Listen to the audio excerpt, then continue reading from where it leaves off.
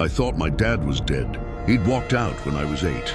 No goodbye, no note, just vanished. My mom said he was a coward, that he left because we were broke, that he couldn't handle being a father anymore. So I grew up hating him. I used that hate as fuel.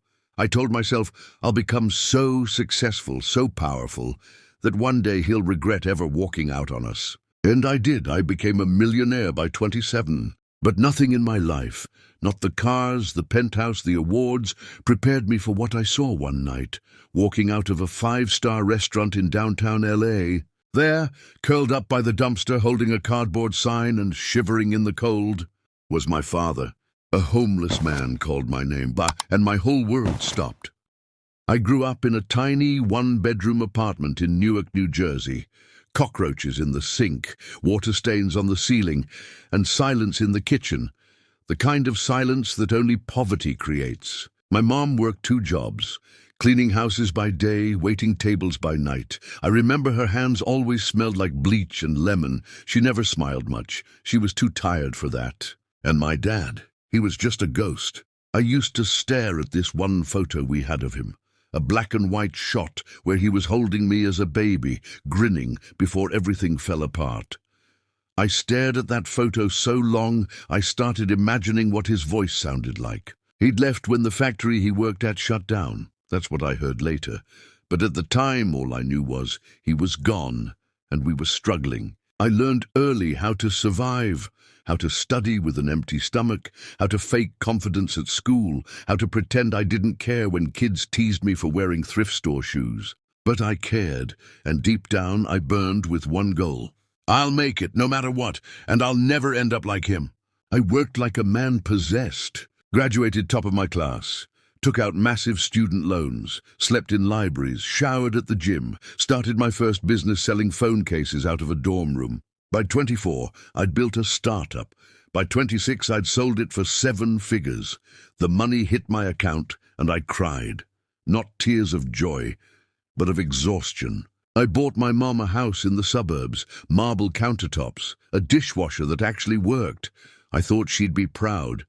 But she just looked at me and said, "You've done well. Don't forget who left us." I never did. In every boardroom I imagined him, sitting jobless, ashamed, watching my name in headlines.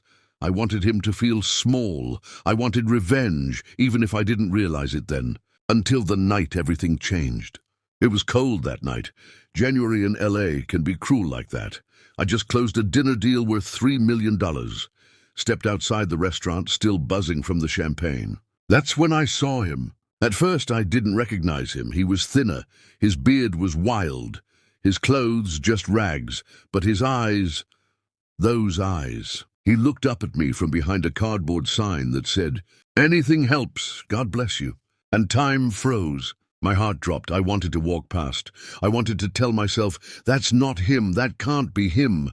But I couldn't move. Then he whispered, "Aaron?" My name, my real name, not my brand, not my stage name, just Aaron. I didn't speak, I just stared. He stood up slowly, limped forward. His voice cracked. "I wasn't sure it was you until I heard you laugh. You laugh like your mother." I wanted to scream, to ask why, to punch him. But instead I asked, "What happened to you?" He looked down. Life, mistakes, shame. He told me he'd tried coming back once. He saw me getting off the school bus one day, but I looked so happy. He didn't want to ruin it. He said he'd been living on the streets for 12 years. Too ashamed to go home, too broken to fix it. I asked him, "Why didn't you just call?" He looked me dead in the eyes and said, "Because I thought you deserved better than a failure for a father." And right there, my success felt like a curse. I took him home that night, gave him a clean shirt, let him sleep in the guest room, the one with heated floors and a $5,000 mattress. He cried when he saw the fridge full of food, just stood there quietly sobbing. Over the next few weeks we talked. I found out things I never knew. That he'd once sold his guitar, his prized possession, to pay for my asthma meds. That he didn't leave because he didn't love us, but because he felt like he was dragging us down. He thought disappearing was a kindness. And I realized something I never expected. He wasn't a coward. He was a broken man who still loved his son. Today, he lives with me. He helps fix things around the house, sings while he cooks. Sometimes I catch him staring out the window as if he still doesn't believe any of this is real.